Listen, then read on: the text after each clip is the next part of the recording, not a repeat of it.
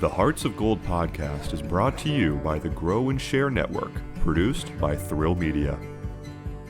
Welcome to Hearts of Gold. Today we have Raina with us. Hi, Raina. Hello. Can you tell us about your Girl Scout Gold Award project? Yes, my project was about how roads affect wildlife and preventing roadkill. I volunteered at the Red River National Wildlife Refuge, and I saw a lot of roadkill there because the refuge runs right next to a highway. So part of my project, I made wooden signs to put up at the entrance and exit of the refuge that say slow for animals. And I also made a poster board for inside of the refuge store building that has information on different animals and what people can do to prevent roadkill. And I also made pamphlets that have different information on animals' behaviors, like when they're most active and when they're most likely to be seen on roads and what time of years. And I also made a Facebook page so people all around the world can also see this information, not just people in Louisiana at the wildlife refuge. Your graphics are beautiful. How did you design them? I drew them myself.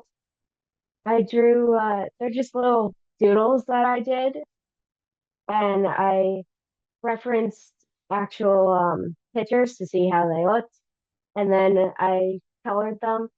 I drew them on paper, and then I took a picture of them and drew them and copied it over digitally. I colored them there, and then made them into stickers. So you use stickers as fundraising. How did that come about? I like stickers, and I needed something that was I wanted something that was related to my project for fundraising, and I like to draw. And since I drew pictures for my pamphlets, I thought I could turn those pictures into stickers. Did you face any challenges with doing stickers as fundraisers? Because I believe that people ordered them and you shipped them, correct? Yes, I didn't have any problems with that, besides some people would order stickers but then never give me their address or pay. That was really the only problem I had. What inspired your project? Volunteering at the Red River National Wildlife Refuge, and all around Shreveport, there's a lot of roadkill, and I lived in a neighborhood that had a lot of squirrels, and those would often get hit on roads. You also created a map asking people to mark where they were from when they learned about their project. Can you tell us about the map? That was for my global impact or global link, so I could keep track of how many people and where people saw my project. And then at the end of my project, I had people from 23 states and 6 countries. And multiple continents. Hmm. Talking about worldwide, you have a future ambition that is worldwide. Can you tell us about that? Yes, I want a job in conservation and preventing climate change and stuff like that, animal related. How did you choose that as an interest for your future? I always really liked animals.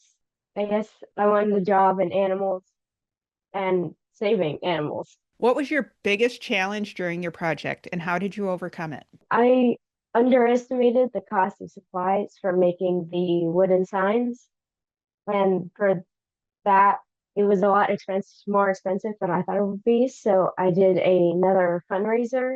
I had to do another fundraiser to get more money for that, which means I had to get more money to buy the stickers, and I had to sell a certain amount. Who was on your team and how did they help you? Two of the rangers at the refuge helped me. One of them helped me get the idea for my project and what I wanted to do, and the other one helped me by editing my pamphlets and giving me little things to add because they did a project on roadkill. And also the friends members of the refuge, I talked to them and then they put my project on their Facebook page. So all the people that went to the refuge and people that were friends of the refuge could see it.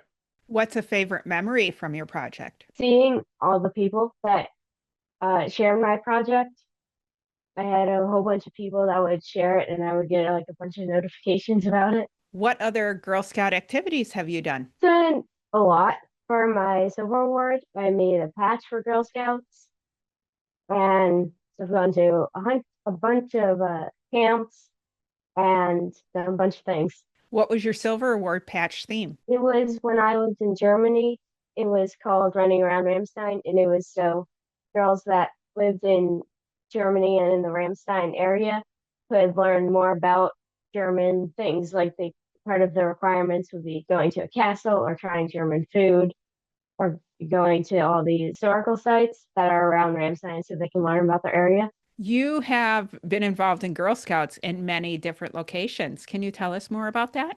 I've been part of 5 or 6 troops over the years, and they're all very different, I've noticed. And some of them have different cookie locations, so there's different cookies. Never the same because it's different camps and it's different girls, and you do entirely different things, even though they're the same like patch or something. What is one thing that you've learned that helped you be successful as you had to transition troops and connect with the girls in the new troop? I kind of just got used to it because I would change troops every few years, and that's just how it was. You mentioned Germany, which would be Girl Scouts overseas. How many of the troops were a part of Girl Scouts overseas? I'm not sure how many troops there are total.